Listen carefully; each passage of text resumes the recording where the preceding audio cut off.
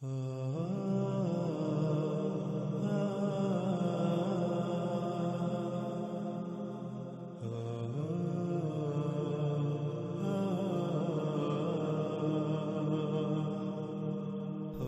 باللہ من الشیطان الرجیم، بسم اللہ الرحمن الرحیم۔ ناظرین، ہمارے اس پروگرام کا موضوع موجودہ حالات کے تناظر میں وہ لوگ ہیں جو خود کو ملحد کہلواتے ہیں یا پھر ملحد کہتے ہیں۔ لفظ ملحد کا معنی کیا ہے، اس کے بارے میں بہت کم لوگ جانتے ہیں، اور اس کے برعکس اکثریت اس لفظ کو نہ صرف ایک گالی سمجھتی ہے بلکہ اس کا استعمال بھی بطور گالی ہی کیا جاتا ہے۔ اور اگر کوئی اس لفظ کا معنی بیان کرے گا، یعنی اگر آپ اس طبقے سے اس لفظ کے بارے میں سوال کریں جو اسے بطور گالی استعمال کرتا ہے، تو اول تو یہ کہ جواب کی امید ہی نہیں، دوم اگر جواب ملے گا تو یہ کہا جائے گا کہ ملحد بے دین کو کہا جاتا ہے۔ مطلب یہ کہ جس کا کوئی دین نہیں، اور دین سے مراد کیا لیا جاتا ہے؟ دین سے مراد یہ لیا جاتا ہے کہ جیسے مسلمان، ہندو، عیسائی، بدھ مت وغیرہ، اور جو ان کے اندر مزید جو ہے وہ تقسیمیں، فرقے، مسالک، مختلف گروہ، تنظیمیں وغیرہ ہوتی ہیں، یعنی جس کا ان میں سے کسی کے ساتھ بھی تعلق نہ ہو، جو ان سب سے باغی ہو، آزاد ہو، وہ ملحد کہلاتا ہے۔ جس کا کسی بھی مذہب سے تعلق نہ ہو اسے ملحد کہا جاتا ہے۔ یا اس سے بڑھ کر ایک اور معنی بیان کیا جاتا ہے کہ جو اللہ گاڈ ایشور کو نہیں مانتا، یعنی کہ یہ کہتا ہے کہ یہ کائنات جو ہے وہ خود بخود سے بان رہی ہے اور خود بخود سے جو ہے وہ یہ چل رہی ہے۔ حقیقت کیا ہے؟ حقیقت یہ ہے کہ لفظ ملحد کے ایسے معنوں میں کوئی حقیقت نہیں، بلکہ ملحد کہتے ہیں انسانوں کے لگائے ہوئے تمام تر دائروں سے آزاد ہو کر کسی بھی بات یا معاملے میں غور و فکر کر کے آزادانہ طور پر کسی نتیجے پر پہنچنے والا یا پہنچنا۔ یعنی مثال کے طور پر آپ ایک ایسے شخص سے سوال کرتے ہیں جو خود کو مسلمان کہلواتا ہے یا سمجھتا ہے کہ اس ذات کے بارے میں بتاؤ جو کل کائنات کا خالق ہے، تو وہ شخص جب اس ذات کے بارے میں سوچے گا تو اسی دائرے میں رہ کر سوچے گا جس میں وہ پہلے سے بند ہے، یعنی کہ اسلام کے نام پر جو دائرہ ہے، مسلمان کے نام پر، اسی دائرے میں بند ہو کر وہ اسی دائرے کے اندر رہ کر وہ سوچے گا۔ جب وہ کسی دائرے میں رہ کر کسی بھی معاملے میں غور کرے گا تو لا محالہ نتیجہ وہی نکلے گا جو اس دائرے میں پہلے سے ہی طے شدہ ہے، کوئی نئی بات سامنے نہیں آئے گی۔ اسی طرح کسی ہندو سے سوال کریں، عیسائی سے کریں، سکھ سے کریں، کسی سے بھی سوال کریں تو وہ اس ذات کے بارے میں اسی نتیجے پر پہنچے گا جو نتیجہ پہلے سے اس دائرے میں طے شدہ ہے، جس دائرے میں اس نے اپنے آپ کو بند رکھ کر اس ذات کے بارے میں سوچا یا غور کیا۔ یعنی جیسے ہندوازم میں جو نتیجہ اللہ کے بارے میں، ایشور کے بارے میں، گاڈ کے بارے میں پہلے سے طے شدہ ہے، وہی سامنے آئے گا جب ہندوازم کے دائرے کے اندر رہ کر سوچا جائے گا۔ اسی طرح آپ کسی بھی دائرے میں بند شخص سے سوال کریں تو نتیجہ وہی نکلے گا، وہی سامنے آئے گا جو پہلے سے طے شدہ ہے، کوئی نئی بات سامنے نہیں آئے گی۔ اس وقت تک جب تک کہ خود کو ان تمام تر دائروں سے آزاد کر کے آزادانہ طور پر ہر پہلو سے غور کر کے کسی نتیجے پر نہیں پہنچا جاتا۔ اور ایسا شخص جو خود کو ہر دائرے سے آزاد کر کے آزادانہ طور پر کسی بھی معاملے کی جانچ کرتا ہے، اس کی تحقیق کرتا ہے، اس میں غور و فکر کرتا ہے، اس کی حقیقت جاننے کے لیے کسی نتیجے پر پہنچتا ہے، جدوجہد کرتا ہے، یہاں تک کہ جب نتیجے پر پہنچتا ہے تو اس کے بعد بھی جب تک اس نتیجے پر سوالات کا سلسلہ تھم نہیں جاتا، سوالات کے پیدا ہونے کا سلسلہ تھم نہیں جاتا، اس وقت تک اس نتیجے کو تسلیم نہیں کرتا، اسے عربی میں ملحد کہتے ہیں۔ ناظرین، اس بات کی تفصیل کو بیان کرنا اس لیے ضروری تھا کیونکہ جب تک اس بات کو سمجھا نہیں جاتا آگے بات کرنے کا کوئی فائدہ نہیں تھا، اور نہ ہی کوئی فائدہ ہے۔ لفظ ملحد کو سامنے رکھتے ہوئے ہم ایک انتہائی اہم پہلو آج آپ کے سامنے رکھیں گے اور اسی پر بات ہوگی۔ وہ پہلو یہ ہے کہ محمد رسول اللہ صلی اللہ علیہ وآلہ وسلم کی ذات کو براہ راست نشانہ بنایا جا رہا ہے، اور پھر اس کے علاوہ اللہ کی ذات کو بھی براہ راست نشانہ بنایا جا رہا ہے۔ ایسے ایسے الفاظ استعمال کیے جا رہے ہیں، ایسی ایسی گالیاں دی جا رہی ہیں کہ جو کوئی بھی کیسا بھی شخص کیوں نہ ہو، یعنی کہ جو ذرا سا بھی غیر جانبدار ہو تو وہ سننا تسلیم نہیں کرے گا، خواہ وہ کسی مذہب سے تعلق رکھتا ہو، کسی فرقے سے، گروہ سے، یا کیسا بھی ہو۔ اگر وہ تھوڑا سا بھی اس کے اندر جو ہے وہ رائے برابر بھی غیر جانبداری کا عنصر موجود ہے تو وہ ایسی بات کو تسلیم کرنے کے لیے یا ایسی بات کو سننے کے لیے کبھی بھی تیار نہیں ہوگا۔ ہم صرف اور صرف ان لوگوں پر اس کا الزام عائد نہیں کریں گے جو براہ راست اللہ کی ذات پر اور محمد رسول اللہ صلی اللہ علیہ وآلہ وسلم کی ذات کو نشانہ بنا رہے ہیں، بلکہ ہم جذبات کی بجائے علم و حکمت سے کام لیتے ہوئے اس معاملے کی اصل وجہ اور حقیقت کو سامنے لائیں گے، اور پھر جو بھی اس کے ذمہ داران ہوں گے ان کو ننگا کریں گے، بالکل سامنے لائیں گے، ان کے چہروں پر پڑے دجل کے نقاب اتار دیں گے تاکہ حقیقت کیا ہے سب اپنی آنکھوں سے دیکھیں۔ تو ناظرین، ہم آتے ہیں اپنے موضوع کی طرف، اور سب سے پہلا سوال ہم کرتے ہیں ان لوگوں سے جو خود کو ملحدین کہلواتے ہیں، اور نہ صرف کہلواتے ہیں بلکہ پھر اس پر فخر بھی محسوس کرتے ہیں، اور عمل ان کا بھی بالکل ویسا ہی ہے جیسا الزام وہ اپنے مخالفین یعنی مذہبی طبقے اور ملائیت وغیرہ پر عائد کرتے ہیں۔ مطلب یہ کہ وہ لوگ، وہ طبقہ جو خود کو ملحدین کہتے ہیں یا کہلواتے ہیں، ان کا کہنا یہ ہے، ان کا الزام یہ ہے کہ مذہبی طبقہ خود کو ملاؤں کے ہی کھینچے ہوئے دائروں میں بند کر کے سوچتا ہے، اور پھر نتیجہ وہی نکلتا ہے جو پہلے سے ملائیت یا مذہبی طبقہ طے کر چکا ہوتا ہے، جس کی وجہ سے آج دنیا کی یہ حالت ہے کہ ہر طرف قتل و غارت اور فساد بپا ہے۔ ہم فی الحال اس پر بات نہیں کریں گے، لیکن ہم براہ راست ان لوگوں سے سوال کریں گے کہ جو خود کو ملحدین کہلواتے ہیں کہ اے ملحد، تم خود کو ملحد بھی کہلواتے ہو، اس کے باوجود اپنا عمل تو دیکھو، کیا تم اپنے دعوے میں سچے ہو؟ تو اے ملحد، تم اپنے ہی دعوے کو جو تمہاری بنیاد ہے اس کو دیکھو۔ اگر تم اپنے پہلے ہی دعوے میں غلط ثابت ہوگے تو تمہاری حیثیت و اہمیت کیا رہے گی؟ تمہاری کریڈیبلٹی کیا رہے گی؟ یعنی بات سیدھی سی ہے کہ جب تمہاری بنیاد ہی کالعدم ثابت ہو جائے، یعنی جس بنیاد پر تم دعویٰ کرتے ہو اگر اسی کا ہی وجود ختم ہو جائے، اسی کا وجود ہی ثابت نہ ہو، تو پھر تمہارا اپنا وجود بھی کالعدم ہو جاتا ہے، اس کی کوئی حیثیت و اہمیت و حقیقت نہیں رہتی۔ تو ہم سب سے پہلے تمہاری بنیاد کی حقیقت کو سامنے لانے کے لیے تم سے سوال کرتے ہیں۔ تم دعویٰ کرتے ہو کہ تم ملحد ہو، یعنی تمہاری بنیاد یہ ہے کہ تم کسی بھی معاملے پر جب بات کرتے ہو، کسی بھی پہلو پر بات کرتے ہو، تو سب سے پہلے خود کو تمام تر دائروں سے آزاد کر کے غور کرتے ہو، پھر جب کوئی نتیجہ سامنے آتا ہے تو اس نتیجے کو بھی اس وقت تک تسلیم نہیں کرتے کہ جب تک اس کے اوپر ویلڈ سوالات کا سلسلہ تھم نہ جائے۔ تو چلو بتاؤ، ہمارے سوال کا جواب دو۔ پہلا سوال یہ ہے کہ تم بذات خود ملا، پنڈت، پادری سمیت جتنا بھی مذہبی طبقہ ہے اس کو بالکل باطل سمجھتے ہو کہ ان کی نہ تو کوئی بنیاد ہے نہ ہی کوئی حقیقت، یعنی یہ سب فضولیات ہیں، ان کی کوئی اصل نہیں ہے، ان کی کوئی حقیقت نہیں، یہ سب ملا کے اپنے ہی دماغ کی اختراع ہے، یعنی کہ جو کچھ ملا یا جو مذہب ہے، یہ مذاہب تمام کتنا یہ ملا، پنڈت، پادری یا مذہبی طبقے کی اپنے ہی دماغ کی اختراع ہے، اس سے بڑھ کر اور کچھ نہیں۔ اس بنیاد پر تمہارا کہنا یہ ہے کہ ملا یا مذہبی طبقے کی کوئی بنیاد نہیں، اس لیے ان کی کسی بھی بات کی کوئی اہمیت و حیثیت نہیں ہے۔ یہ لوگ یعنی یہ طبقہ دنیا میں بالکل وہی حیثیت رکھتا ہے جو حیثیت جسم میں ان جراثیموں کی ہوتی ہے جو جسم کو نقصان پہنچاتے ہیں، جن کے وجود کو مٹانا ناگزیر ہوتا ہے۔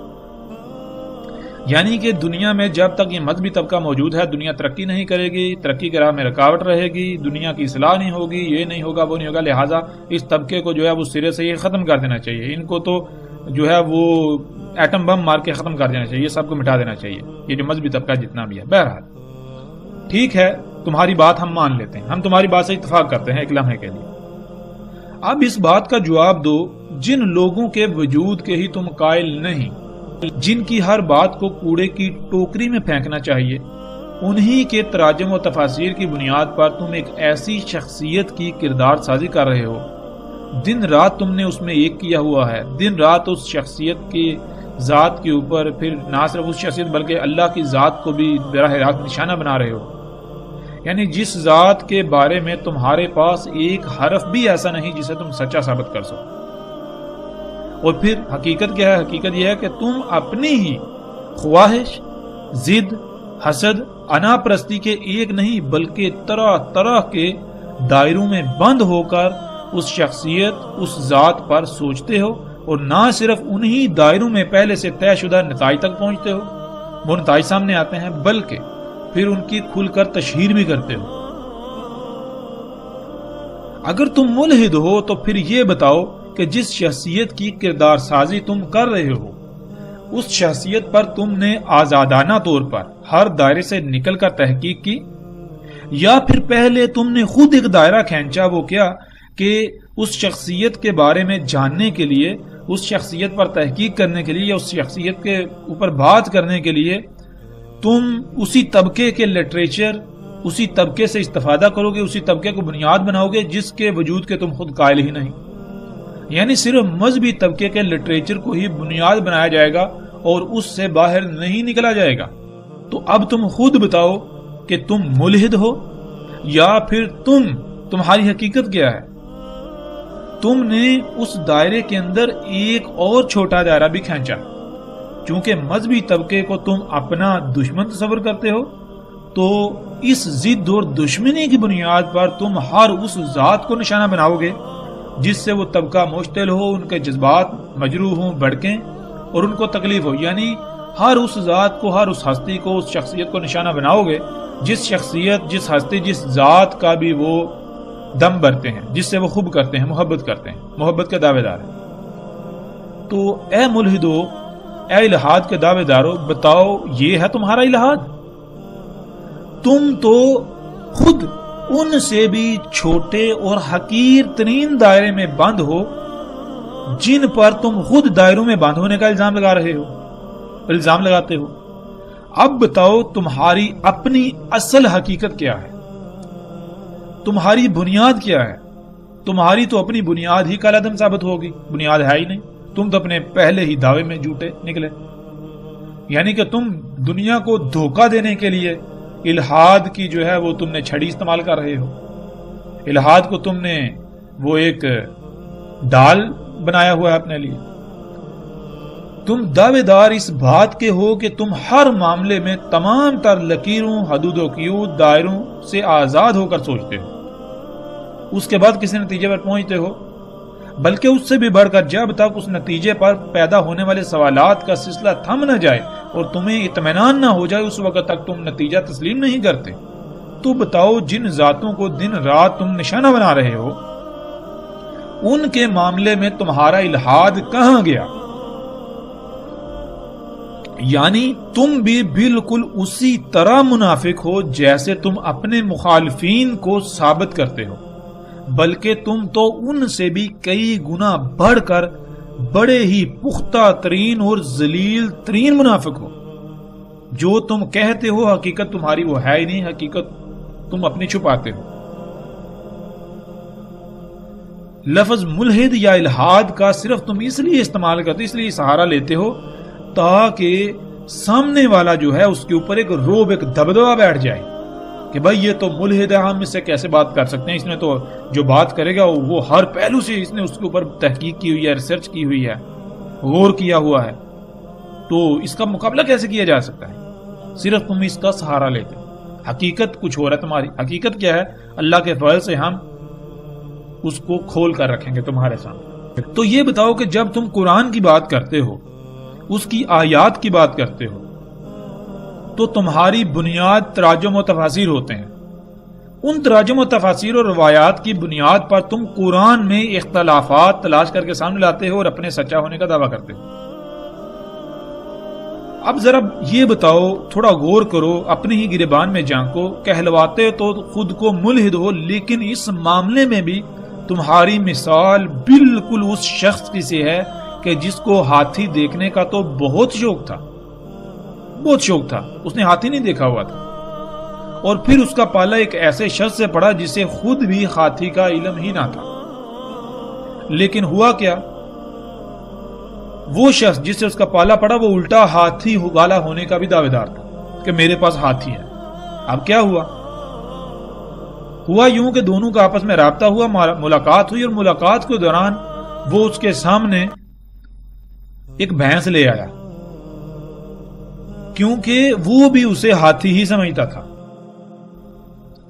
تو اس نے ہاتھی دیکھ لیا۔ جب اس نے ہاتھی دیکھ لیا تو اس کا معاملہ ایسا ہوا کہ جیسے اس کے ہاتھ کوئی بہت بڑا راز لگ گیا ہو۔ اس کی زمین کے اوپر اس کے پاؤں نہیں لگ رہے، پھولا نہیں سما رہا۔ وہ بستی میں گیا اور چیخنا چلانا شروع کر دیا کہ لوگو لوگو لوگو، دیکھو تمہارے پاس جو ہاتھی کے بارے میں معلومات ہیں وہ غلط ہیں، یعنی کہ تم جسے ہاتھی کہہ رہے ہو وہ بکری ہے، اور خود کو وہ سچا اور باقی سب کو غلط سمجھتے ہوئے فخر کے ساتھ بھینس کو ہاتھی بنا کر پیش کر رہا تھا۔ بہرحال آگے جو سامنے والے تھے ان کا معاملہ یہ تھا، وہ انہوں نے بکری کو ہاتھی بنایا ہوا تھا، بکری کو ہاتھی سمجھتے تھے۔ اب ظاہر ہے وہ اسے کیا جواب دیں گے؟ اب وہ جو شخص ہے جو بھینس کو ہاتھی بنا کر پیش کر رہا تھا اس کے سامنے سب لاجواب، کوئی اس کو جواب نہیں دے رہا۔ اس وجہ سے وہ پھر مزید پھولتا گیا اور اس نے کہا جی بس میں ہی ہوں۔ تو بالکل اسی طرح تمہارا معاملہ بھی بالکل یہی ہے کہ نہ تم خود قرآن کو جانتے ہو کہ قرآن کیا ہے، اور نہ وہ جن سے تمہارا پالا پڑا، جس کو وہ لوگ تمہیں قرآن بنا کر پیش کرتے ہیں، تم اسی کی بنیاد پر قرآن کو غلط اور خود کو سچا ہونے کے دعوے دار بنے پھرتے ہو۔ اگر ذرا سی بھی تم میں عقل ہوتی تو عقل کے اندھوں کبھی غور تو کر لیا ہوتا کہ قرآن میں اختلاف ثابت کرنا ہے، نہ کہ تراجم و تفاسیر میں۔ تمہارا معاملہ بالکل ایسا ہے کہ تمہارے سامنے ایک شے بنا کر رکھی اور تمہیں کہا جی اس میں کوئی خامی تلاش کرو، تو تم نے کیا کیا کہ تمہیں وہ شے نظر ہی نہ آئی، تم اندھے ہو گئے۔ تمہارے سامنے کسی نے ایک نقل لا رکھی اور تم نے اس نقل میں جب دیکھا تو اس میں تو اختلافات تھے، تضادات تھے، تو اس نقل کے اختلافات کو، تضادات کو تم نے اصل کے اوپر تھوپنا شروع کر دیا، منطبق کرنا شروع کر دیا، اصل سے منسوب کرنا شروع کر دیا۔ اب کوئی بھی ایسا شخص عقل مند ہو سکتا ہے؟ تم خود ہی فیصلہ کرو۔ تو اب یہ ہے کہ تم نے قرآن میں اختلافات ثابت کرنے کے لیے تراجم و تفاسیر ان کو استعمال کیا۔ ہاں ایک شرط پر تم تراجم و تفاسیر اور روایات وغیرہ کو بنیاد بنا سکتے ہو اگر قرآن خود اس کی اجازت دے تب، ورنہ اس کے باوجود تم اگر ایسا کرتے ہو تو جان لو دنیا میں سب سے بڑا بیوقوف اور جاہل کوئی دوسرا نہیں ہو سکتا تمہارے سوا، تمہارے علاوہ، تم سے بڑھ کر۔ عقل کے اندر جس شے کے بارے میں بات کرنا مقصود ہو تو اس کے بارے میں سب سے پہلے شرط ہے کہ علم ہونا لازم ہے، علم ہونا شرط ہے۔ جب بات تم قرآن پر کرنی ہے، جب تمہیں بات قرآن پر کرنی ہے، مگر حقیقت کیا ہے؟ حقیقت یہ ہے کہ تمہیں علم اس حد تک بھی نہیں کہ قرآن ہے کیا، لفظ قرآن کا تمہیں نہیں علم، اور قرآن میں اختلافات کے دعوے کر رہے ہو۔ کیا تم سے بڑا کوئی اور جاہل ہو سکتا ہے؟ تم سے بڑا کوئی جاہل ہو سکتا ہے؟ پھر آؤ اگلے سوال کی طرف۔ تم خالق کائنات کا انکار کرتے ہو، تم جب خود کو ملحد ہونے کا دعویٰ کرتے ہو تو تمہیں اس بات کا تو ضرور علم ہوگا کہ کسی بھی شے کے انکار کے لیے اس کے بارے میں مکمل علم ہونا شرط ہے۔ یعنی مثال کے طور پر اگر تمہارے سامنے میں جوتا رکھ دوں اور یہ کہوں کہ یہ کیک ہے تو کیا تم مان لو گے؟ ظاہر ہے نہیں مانو گے نا۔ تو ذرا جواب دو وہ کون سی وجہ ہے جس کی بنیاد پر تم نے یہ کہا کہ یہ کیک نہیں ہے؟ کیا وہ علم نہیں؟ یعنی تمہیں علم ہے کہ کیک کیا ہوتا ہے، اسی لیے تو تم نے کہا کہ یہ کیک نہیں ہے۔ تو کسی بھی شے کا انکار کرنے کے لیے سب سے پہلے یہ شرط ہوتی ہے کہ آپ کو اس کے بارے میں صحیح علم ہو، آپ اصل کو جانتے ہوں، اصل کے بارے میں آپ کو علم ہو، تب آپ نقل کا انکار کر سکتے ہیں۔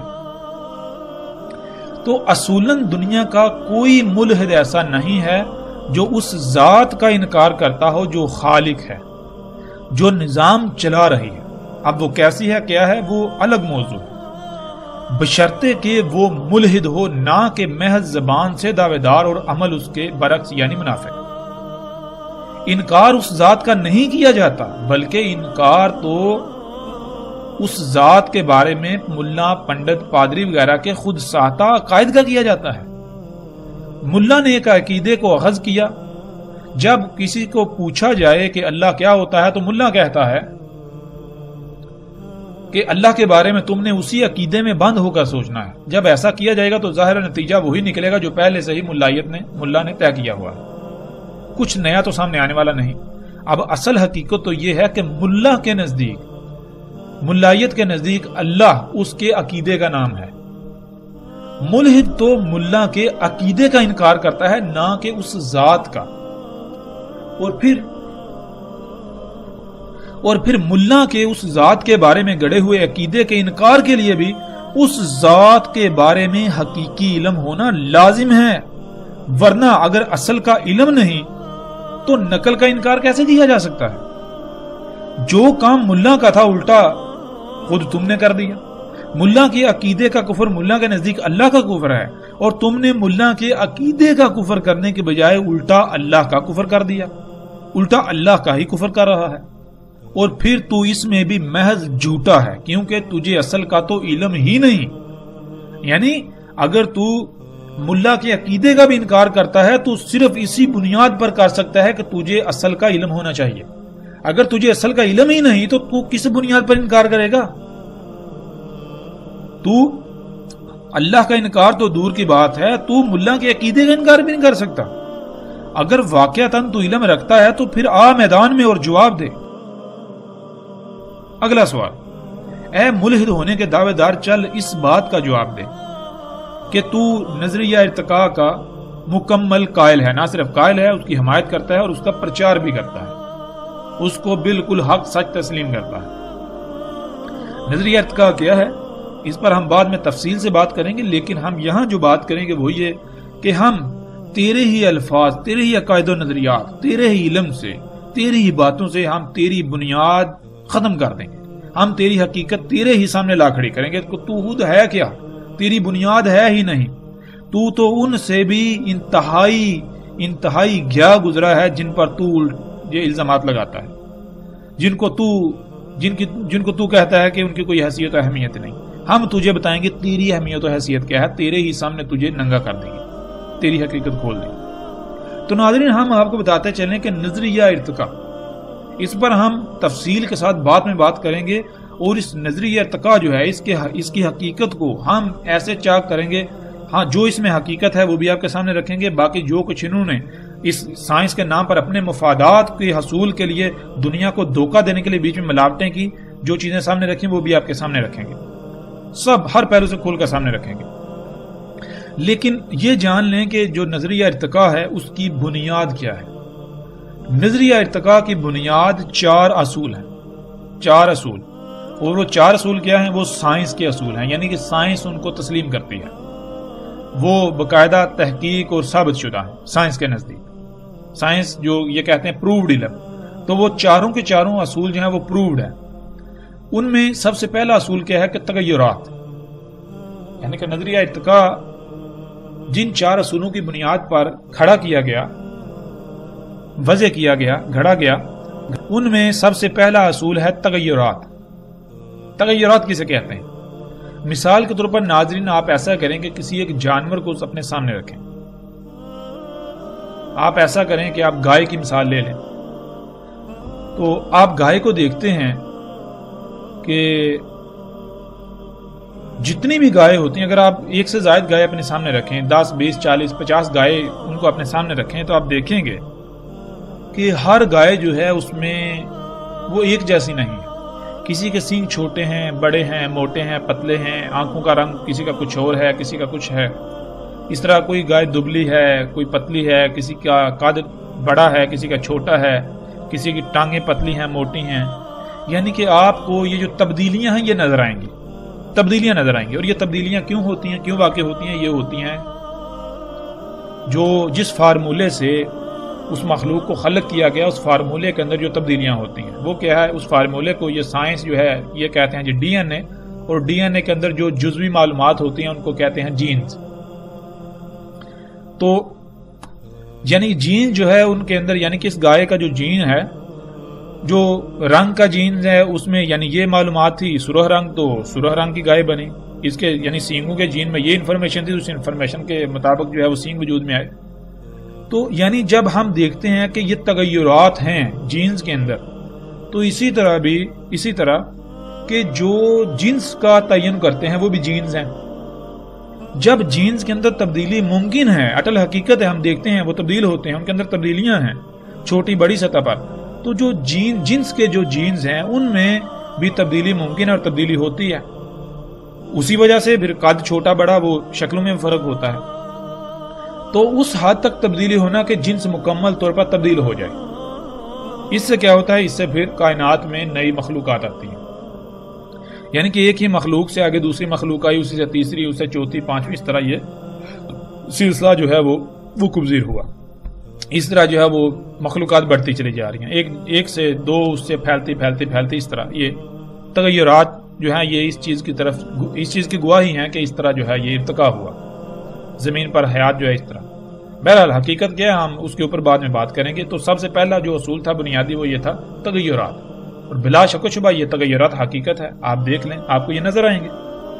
اب دوسری، ان تغیرات کی بنیاد پر جب ایک نئی جنس آتی ہے، ایک نئی مخلوق آتی ہے دنیا میں، تو چونکہ وہ نئی ہوتی ہے تو اس کے لیے سب کچھ نیا ہوتا ہے. آب و ہوا، حالات و واقعات، گرمی سردی، موسموں کی شدت، تو سب کچھ نیا ہوتا ہے. اب اس نے اگر سلامت رہنا ہے، اپنے آپ کو اس دنیا میں سروائیو کرنا ہے، اپنی نسل بڑھانی ہے، تو پھر اسے کوشش کرنی پڑے گی اپنی بقا کی جد و جہد کرنی پڑے گی، اپنے آپ کو بچانے کے لیے کوشش کرنا پڑے گی، یعنی ان حالات کا مقابلہ کرنا پڑے گا. اس کو کہتے ہیں بقا کی جنگ، یعنی کہ اپنی بقا کے لیے جد و جہد کرنا، حالات سے مقابلہ کرنا، ان کے سامنے ڈٹ جانا. تو جو مخلوقات، یہ جو اصول ہے، اس اصول کی بنیاد پر پھر یہ سائنس یہ کہتی ہے، ان ملحدین کا یہ کہنا ہے کہ جو مخلوقات اپنی بقا کی جنگ میں کامیاب ہو جاتی ہیں تو وہ ان کی نسل پھیل جاتی ہے زمین میں، وہ نظر آتے ہیں ہم جاندار مخلوقات. اور جو اپنی بقا کی جنگ ہار جاتی ہیں، جو مخلوقات اپنی بقا کی جنگ ہار جاتی ہیں تو فطرت ان کو فنا کر دیتی ہے، ان کے یعنی کہ وہ خاتمہ ہو جاتا ہے ان کا. یہ تھا دوسرا اصول، بقا کی جدوجہد، بقا کی جنگ. تیسرا اصول وہ کیا ہے؟ وہ یہ ہے کہ فطرت کا انتہا، یعنی کہ تغیرات کی وجہ سے نئی مخلوقات آتی ہیں، وہ نئی مخلوقات اپنی بقا کی جنگ لڑتی ہیں، اس کے بعد جو باقی رہ جاتی ہیں یعنی کہ اپنی بقا کی جنگ جدوجہد میں کامیاب ہو جاتی ہے، اپنا وجود برقرار کر لیتی ہیں، تو اس کے بعد بھی فطرت نے انتخاب کرنا ہوتا ہے کہ آیا ان کا وجود تسلیم کیا جائے گا یا نہیں کیا جائے گا.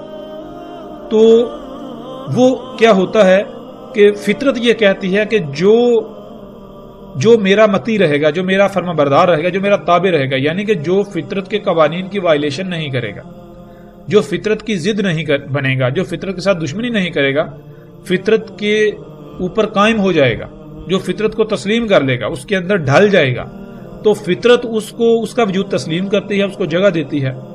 لیکن اگر کوئی فطرت سے مطابقت نہ رکھے، یعنی فطرت سے دشمنی کرے، فطرت کے خلاف چلے، فطرت کے قوانین کی وائلیشن کرے، تو پھر فطرت جو ہے اس کو فنا کر دیتی ہے، اس کا وجود ختم کر دیتی ہے، مٹا دیتی ہے. اب ناظرین، جو چوتھا اصول ہے وہ انہی تین بنیادی اصولوں کا نچوڑ ہے. تو اس کے اوپر ہم نہیں جائیں گے، اس لیے کیونکہ ہمارا جو اصل نقطہ ہے وہ تھا یہ ان چار بنیادی اصولوں میں سے یہ جو اصول ہے فطرت کا انتخاب، یعنی اگر انگلش میں کہیں تو نیچرل سلیکشن. فطرت جس کا انتخاب کرتی ہے وہ مخلوقات جو ہے وہ زمین پر دنیا میں رہ سکتی ہیں. فطرت جسے ریجیکٹ کر دے، مسترد کر دے، تو ان کا وجود کلعدم ہو جاتا ہے، وہ فنا ہو جاتی ہیں، فطرت انہیں مٹا دیتی ہے. لیکن اس کے لیے فطرت جو ہے وہ خود سے نہیں کرتی کہ دیکھو اس کو ہٹا دیا جائے، مٹا دیا جائے، اس کو رکھا جائے، نہیں. اس کے لیے یہ ہے کہ مخلوقات کے اوپر ڈیپینڈ کرتا ہے، ان کے اوپر منحصر ہے کہ آیا وہ فطرت کے اوپر قائم ہوتی ہیں، فطرت سے مطابقت رکھتی ہیں، یا پھر وہ فطرت کے خلاف عمل کرتی ہیں، فطرت کے خلاف چلتی ہیں، فطرت کے قوانین جو ہیں اس کی وائلیشن، اس کی مخالفت کرتی ہیں، اس کے برعکس چلتی ہیں. تو جو فطرت سے مطابقت نہیں رکھیں گی، جو مخلوقات جو فطرت سے دشمنی کریں گی، تو فطرت ان کو فنا کر دے گی، ان کو مٹا دے گی، ان کو کالعدم کر دے گی۔ یہ اٹل حقیقت ہے، اس سے آپ بھاگ نہیں سکتے، اس کا آپ انکار نہیں کر سکتے۔ اب ناظرین، نظریہ ارتقاء کی بنیاد جو 4 اصولوں پر کھڑی ہے، جو 4 بنیادی اصول ہیں، ان میں سے ایک اصول جو آپ کے ہم نے سامنے رکھا وہ یہ ہے، نیچرل سلیکشن، فطرت کا انتخاب۔ اب اس اصول کو سامنے رکھیں، اور اب اس اصول کو سامنے رکھتے ہوئے وہ لوگ جو خود کو ملحدین کہلواتے ہیں اور کہتے ہیں، پھر وہ دن رات رٹا لگاتے ہیں کہ مذہب نے انسانیت کو کیا دیا، سب کچھ تو سائنس نے دیا، مذہب نے اتنا عرصہ دنیا کو دھوکے میں رکھا، پتھر کے دور میں رکھا، مذہب جو ہے وہ ترقی کی راہ میں رکاوٹ ہے، اور سائنس نے انسان کو دیکھو یہ سفر کے لیے جدید ترین سواری کے ذرائع دیے، گاڑیاں، جہاز، پھر کام اتنی تیز رفتاری سے مشینیں بنا دی، کیا کچھ نہیں سائنس نے دیا، دیکھو خوراکیں پروڈیوس کی جا رہی ہیں، پیدا کی جا رہی ہیں، یہ وہ ساری، دیکھو سائنس کی وجہ سے کیا کچھ ہو رہا ہے۔ تو یہ ان کا جو دعویٰ ہے، کن کا؟ ملحدین کا، جو اپنے آپ کو ملحد کہلواتے ہیں۔ اور اس کے علاوہ وہ تمام کے تمام لوگ ہی ہمارے یہاں مخاطب ہیں جو خود کو مذہب کے لبادے میں چھپا کر حقیقتاً وہ بھی اسی صف میں کھڑے ہیں جس صف میں خود کو ملحد کہلوانے والے کھڑے ہیں۔ یعنی اکثریت آج ایسی ہے کہ جو خود کو مذہبی دینی طبقہ سمجھتی ہے، کہتی ہے، لیکن حقیقت ان کی بھی حقیقت جو ہے بالکل ملحدین کی طرح ہے۔ حقیقت ان کی کیا ہے؟ حقیقت میں وہ سائنس سے اتنے متاثر ہیں کہ وہ سائنس کو اپنے لیے مسیحا سمجھتے ہیں، وہ ان مشینوں کو، ان ایجادات کو اپنے لیے مسیحا سمجھتے ہیں، فائدے سمجھتے ہیں۔ سائنس کی ترقی سے وہ انتہا درجے کے متاثر ہیں، جس کی وجہ سے انہوں نے کیا جناب، دنیا الگ ہے، دین الگ ہے، یعنی کہ یہ سارا کچھ دنیا کے کام ہے، دنیاوی معاملات ہیں، اور ان کو موجیں کرو یا عیاشیاں کرو، ان کو بھی استعمال کرو، عیاشیاں کرو، اور دوسرا دین جو ہے وہ الگ ہے، دین کیا ہے؟ وہ مذہب ہے۔ یہ تو اب ہم بڑھتے ہیں آگے۔ تو اے ملحدو، یہ جواب دو کہ جب تمہارا اپنا نظریہ ارتقاء جس بنیاد پر کھڑا ہے، وہ اصول یہ کہتا ہے کہ جو مخلوقات فطرت سے مطابقت نہیں رکھتی، جو فطرت سے دشمنی کرتی ہیں، فطرت کے خلاف چلتی ہیں، تو یہ اٹل حقیقت ہے کہ فطرت ان کا وجود فنا کر دیتی ہے، ان کو کالعدم کر دیتی ہے، ان کو مٹا دیتی ہے، ان کا نام و نشان ختم کر دیتی ہے۔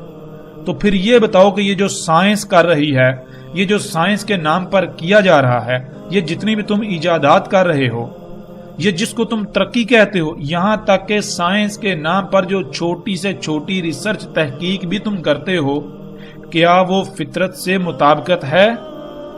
کیا وہ فطرت کے قوانین کو فالو کیا جا رہا ہے؟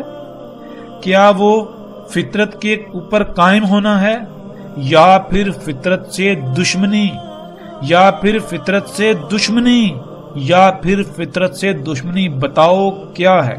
کیا تم فطرت کے قوانین کے خلاف نہیں کر رہے؟ کیا یہ تمام کی تمام ایجادات فطرت کے قوانین کے خلاف ورزی نہیں ہیں؟ کیا یہ فطرت کے ساتھ دشمنی نہیں ہے؟ اگر تم اپنے دعوے میں سچے ہو تو دنیا کے تمام اے وہ لوگوں جو خود کو ملحد کہلواتے ہو، اپنی طرح کے جتنے بھی شیاطین ہیں ان سب کو اکٹھا کر لو، بڑے سے بڑے جو سائنسدان ہیں ان کو بھی جمع کر لو، سب مقابلے پر آ جاؤ، اور وہ مذہبی طبقہ جو مذہب کے لبادے کے اندر سائنس سے اتنا متاثر ہے کہ اس کو مسیحا بنایا ہوا ہے، ان اشیاء ان مشینوں کو سہولتیں آسائشیں سمجھتا ہے، وہ بھی ان کے ساتھ مل جائے اور سب میدان میں کود پڑو ہمارے خلاف، اور آؤ اس بات کا جواب دو کہ یہ جو سب کچھ ہو رہا ہے، یہ جتنی ایجادات ہیں، یہ جس کو تم ترقی کہتے ہو، سائنسی ترقی، صنعتی انقلاب، کیا یہ سب کا سب فطرت کے سے مطابقت ہے؟ عین فطرت ہے؟ فطرت سے مطابقت ہے؟ فطرت پر قائم ہونا ہے، یا پھر فطرت سے دشمنی؟ تم اگر یہ کہتے ہو کہ یہ فطرت سے مطابقت ہے تو تمہیں یہ ثابت کرنا پڑے گا، اور تم یہ جانتے ہو کہ تم جھوٹے ہو، یہ فطرت سے مطابقت نہیں بلکہ یہ فطرت سے دشمنی ہے۔ کیوں؟ اگر فطرت سے مطابقت ہو تو یہ جو آج زلزلے آ رہے ہیں، طوفان آ رہے ہیں، سونامی آ رہے ہیں، آندیاں آ رہی ہیں، مخلوقات کے اندر طرح طرح کی بیماریاں ہیں، مخلوقات کا بیڑا غرق ہو رہا ہے، بادلوں کا نظام درہم برہم ہو رہا ہے، موسموں کا نظام درہم برہم ہو رہا ہے، درجہ حرارت دن بدن بڑھتا جا رہا ہے، پانی پھر آہستہ آہستہ بخارات کی شکل میں ختم ہو جائے گا، اس طرح آسمان پھٹ چکا، اس زمین کی، اس دنیا کی کوئی ایک بھی مخلوق ایسی نہیں ہے جسے طرح طرح کی مصیبتوں، تکلیفوں اور تباہیوں کا سامنا نہ کرنا پڑا ہو۔ یہ سارے کا سارا تمہارے انہی کاموں کی وجہ سے ہے، تمہارے اسی سائنسی ترقی کے نام پر جو اعمال ہیں اس کی وجہ سے ہے۔ کیوں؟ کیونکہ یہ فطرت سے مطابقت نہیں بلکہ فطرت سے دشمنی کر رہے ہو۔ جو بھی عمل فطرت کے خلاف کیا جائے گا فطرت اسے ریجیکٹ کر دیتی ہے، فطرت اسے مسترد کر دیتی ہے۔ کیسے مسترد کرتی ہے؟ رد عمل کے ساتھ۔ تو آؤ بتاؤ، جب تم خود کہتے ہو کہ جو فطرت سے مطابقت نہیں رکھتے، جو مخلوقات فطرت سے مطابقت نہیں رکھتی تو فطرت انہیں فنا کر دیتی ہے، تو بتاؤ پھر کیا فطرت تمہیں فنا نہیں کرے گی؟ یہ تمہاری اپنی سائنس یہ کہہ رہی ہے، تمہاری اپنی سائنس یہ کہہ رہی ہے، جسے یہ ثابت ہوتا ہے عقل کے اندر۔ خود اپنے ہی گریبان میں جھانکو۔ ایک طرف تو خود کہتے ہو کہ جو فطرت سے مطابقت نہیں رکھتے وہ فنا ہو جاتے ہیں، ان کا نام و نشان مٹ جاتا ہے، اور دوسری طرف اسی حقیقت اپنے ہی الفاظ کو چھپاتے ہو، اس کے خلاف چلتے ہو، اس کے خلاف کرتے ہو۔ تم سے بڑا کوئی اور منافق اور دھوکے باز ہو سکتا ہے؟ تمہاری اسی دھوکے بازی کی وجہ سے آج پوری انسانیت تمہارے چنگل میں پھنس کر وہ اپنی تباہی، اپنی فنائیت کے کنارے پر آ کھڑی ہوئی، اس مقام پر آ چکی ہے کہ اب واپسی کا راستہ بند ہو چکا۔ کیا تم لوگوں نے ان حقائق کو واضح کیا؟ تمہاری حقیقت کیا ہے؟ تمہاری حقیقت بھی اسی مذہبی طبقے کی طرح ہے۔ وہ مذہبی طبقہ کیا کرتا ہے؟ قرآن کے شروع میں پڑھتا ہے الحمدللہ، الحمدللہ کہ اللہ کے لیے ہے ہی حمد، لیکن دوسری طرف وہ کیا کرتا ہے؟ اپنے کرتوتوں، اپنے جرائم کی ذمہ داری اللہ کے اوپر ڈالتا ہے۔ تم ملحدو کیا کرتے ہو؟ تم کیا کہتے ہو؟ تم کہتے ہو کہ دیکھو تمہارا اللہ عیب دار مخلوقات خلق کر رہا ہے، عیب دار، موسموں میں عیوب، مخلوقات میں عیوب، خامیاں، بیماریاں، مصیبتیں، تکلیفیں، یہ تمہارا اللہ کر رہا ہے، اور یہی مذہبی طبقہ کہتا ہے۔ تو مذہبی طبقہ تو تمہارا ساتھی ہے، ان کو کیوں بلیم لگا رہے ہو؟ تم تو دونوں آپس میں بھائی بھائی ہو، ایک ہی کام کر رہے ہو۔ مذہبی طبقہ کیا کرتا ہے؟ مذہبی طبقہ یہ کرتا ہے کہ وہ زبان سے کہتا ہے اللہ کے لیے ہے ہی حمد، لیکن وہ اپنے جرائم، دوسروں کے جرائم کی ذمہ داری اللہ کے اوپر ڈال دیتا ہے۔ ایک طرف کہتا ہے اللہ کے لیے ہے ہی حمد، اور دوسری طرف جب وہ دیکھتا ہے کہ مخلوقات کے اندر فساد ہو رہا ہے، خرابیاں ہیں، تو وہ کہتا ہے یہ اللہ نے کر دی، اللہ جیسے چاہتا ہے خلق کرتا ہے، اللہ جیسا چاہتا ہے خلق کرتا ہے۔ وہ عقل کے اندھو، یہ پورے قرآن میں یہ کہاں لکھا ہے کہ اللہ جیسا چاہتا ہے خلق کرتا ہے؟ پورے قرآن میں کہیں بھی تم یہ ثابت نہیں کر سکتے کہ اللہ جیسا چاہتا ہے خلق کرتا ہے یہ لکھا ہو۔ اللہ سبحانہ و تعالی نے قرآن میں بار بار یہ بات کہی کہ اللہ خلق کرتا ہے جیسے اس کا قانون ہے، جو شے اس کے قانون کے عین مطابق خلق ہوگی وہ اللہ کی خلق ہے، جو اس کے قوانین کے خلاف خلق کی جائے گی وہ اللہ کی خلق نہیں ہے۔ جب اس کے قوانین کو فالو نہیں کیا جائے گا، اس کے قوانین کے خلاف خلق کیا جائے گا، تو اس میں خامیاں ہی خامیاں ہوں گی، اس میں عیوب ہوں گے، اس میں عیب ہوں گے، خامیاں ہوں گی، خرابیاں ہوں گی، فساد ہوگا، وہ شے نامکمل ہوگی، اس میں حمد نہیں ہوگی۔ اس لیے اللہ کے لیے ہے ہی حمد۔ تو جب تم دیکھتے ہو مخلوقات کے اندر عیوب، خامیاں، خرابیاں، تو جان جاؤ وہ اللہ کا کام نہیں ہے۔ حمد اس میں ہوتی ہے جس میں ایک رائی برابر بھی خامی، خرابی یا کجی نہ ہو، لیکن یہاں تو ہر مخلوق کے اندر خامیاں، خرابیاں اور کجیاں ہیں۔ تو پھر اس کا ذمہ دار کون؟ مذہبی طبقہ اس کا ذمہ دار اللہ کو ٹھہراتا ہے۔ اس سے بڑا بہتان الزام اللہ کی ذات پر اور ہو سکتا ہے اس سے بڑا الزام؟ اے مذہبی طبقے تو خود غور کر، تو ایک بات کرتا ہے، تو ایک کام کرتا ہے، تیرے اسی کام پر، تیری اسی بات پر تنقید کی جائے، حالانکہ تو غلط ہوتا ہے، تیرے تنقید برداشت نہیں ہوتی، اس کے باوجود کہ تو غلط ہوتا ہے، تجھے پتا ہوتا ہے میں غلط ہوں، لیکن کیا کرتا ہے تو اپنی خامی کو، اپنے جرم کو دوسرے کے اوپر ڈال دیتا ہے، دوسرے کو ذمہ دار ٹھہرا دیتا ہے، نہیں جی یہ غلطی اس کی وجہ سے ہوئی۔ تو پھر یہ جان لے، یہ بتا کہ وہ ذات جس کے لیے ہے ہی حمد، وہ جب خلق کر دیا تو وہ خامیوں والا، کجیوں کوتاہیوں والا خلق کرے گی، عیب دار خلق کرے گی، نامکمل خلق کرے گی؟ یہ کیسے ہو سکتا ہے؟ یہ تو نے کیسے جرأت کر لی؟ اتنا بڑا بہتان اللہ کی ذات پر تو باندھ رہا ہے، کیا تجھے یہ علم ہے کہ ان جرائم کا ذمہ دار کون ہے؟ ان جرائم کا ذمہ دار وہی طبقہ جو خود کو ملحد کہلواتا ہے، اور وہ لوگ جو اسی طبقے کو اپنے لیے مسیحا سمجھتے ہیں۔ یہ جو سائنسی ایجادات کے حامی ہیں، جو سائنسی ایجادات کو سائنس کو اپنے لیے مسیحا سمجھتے ہیں، جو دن رات سائنس کرتے ہیں، ان ایجادات کے بارے میں جو ہے وہ باتیں کرتے ہوئے، ان کی تعریف کرتے ہوئے تھکتے نہیں ہیں۔ انسانیت کو ہم نے یہ دیا، وہ کیا۔ یہ جتنی سائنسی ترقی ہے، اس سائنسی ترقی کی وجہ سے کائنات میں فساد ہوا، ہر شے درہم برہم ہوئی۔ یہ وجہ ہے۔ اے مذہبی طبقے، خود غور کر، تو قرآن میں پڑھتا ہے اللہ احسن الخالقین، اللہ احسن الخالقین ہے۔ خالق، غور کر، خالقین جو ہے کیا وہ جمع کا صیغہ نہیں؟ کیا خالقین ایک خالق کو کہا جاتا ہے یا ایک سے زیادہ خلق کرنے والوں کو؟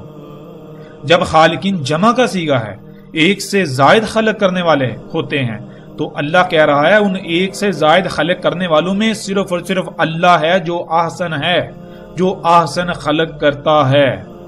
احسن کسے کہتے ہیں؟ جس سے بہتر، جس سے بہترین اور کچھ ہو ہی نہیں سکتا۔